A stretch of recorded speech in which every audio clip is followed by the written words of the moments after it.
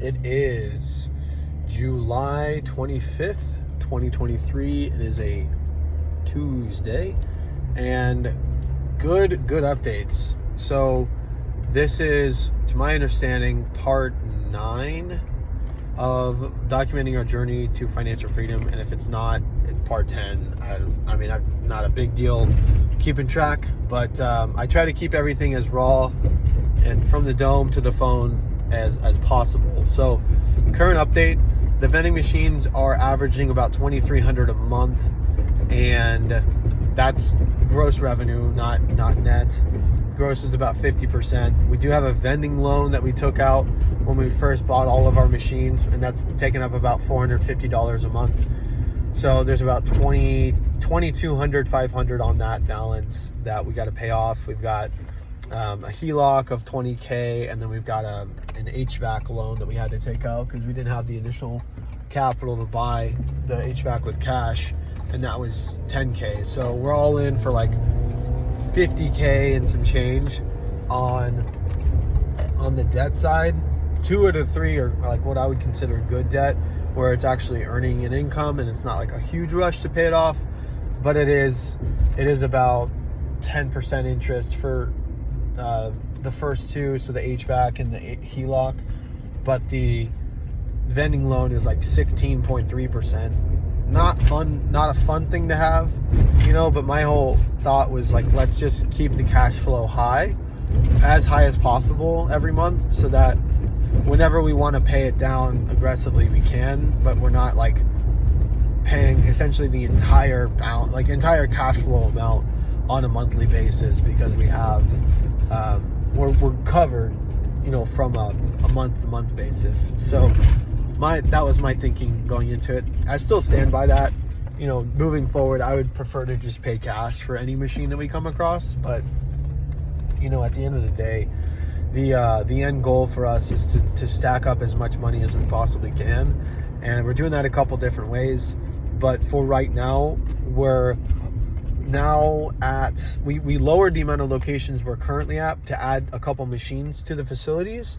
So we're at 4 locations. We have 2 apartments that are like right around the corner from each other. We have an office building in Kentucky, which is like a 30-minute drive from the house. That's my least favorite one because it makes the least amount of money. And then we have an assisted living facility that makes about $30 a day. $300 a month. Wow. Makes about $300 a month. And I'm a little underwhelmed by that because there's a lot of employees there, a lot of foot traffic, and it's just not hitting the numbers that I expected it to. But it's all good, because what we're going to do is, my game plan at least, is to buy a glass front drink machine for my best performing location, put that in there.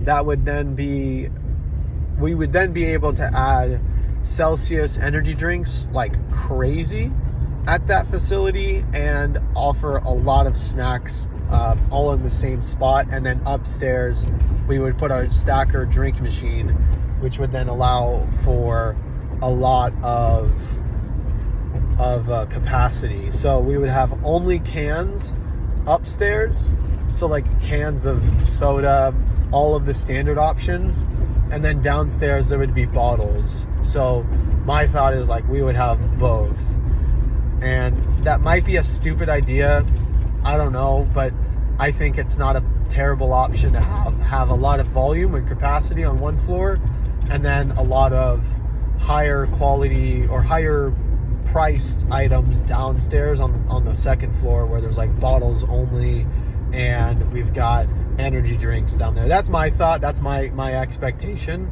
and my mindset is if we can increase the sale volume or sale amount per item from like $1.50 to $2 all the way up to like $2.50 to $3, then that would give us a much higher ability to grow in our income, because then we would be able to scale rapidly. So that's kind of where we're at. In my head, that's what makes the most sense, is like, let's put a glass front machine, and then we would move the combo machine to a new location and then we would take the Kentucky locations, actually sell them off to my guy out here. He's another vending repair guy who also has some machines on hand. He would have some in stock, and I would sell him those machines, and I would buy different ones from him, and ideally we would put the machines that he has in a location. My approach, or my thought would be, we would have a glass front machine that we could work with, that he would be able to have, and then we could move those machines in. So move a glass front drink machine and a 5-wide snack machine into a new facility, sell the machines at the Kentucky location right now to him, pay the difference, and then move the combo machine at the apartment location that we have over to a new facility.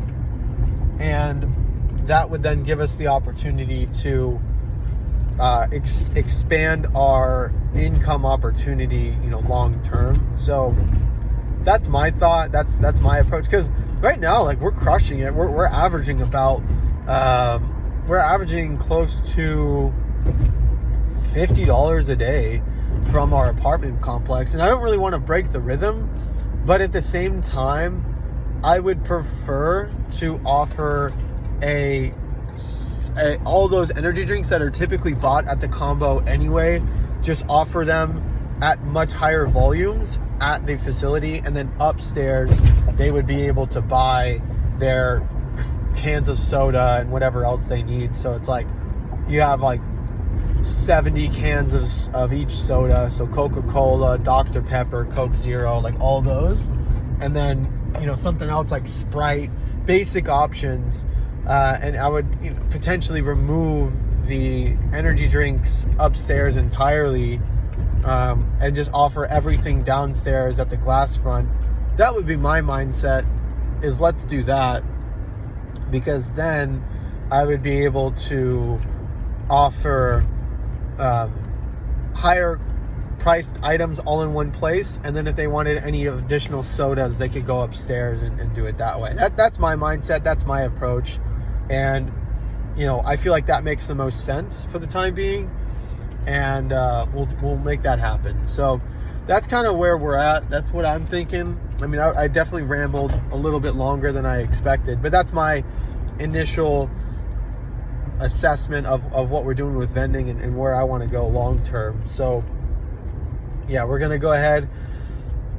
Ideally, the plan would be to buy a glass front for the apartment complex, take that combo, put it somewhere else on its own for its own location, and then take the old drink and snack machine at the Kentucky location, sell it off and buy a new pair, and put those new machines at a new location as well. So essentially we'd like move around 3 different locations, move things around, and that would take like 2 different days. We would do the apartment and combo move on one day, and then we would do the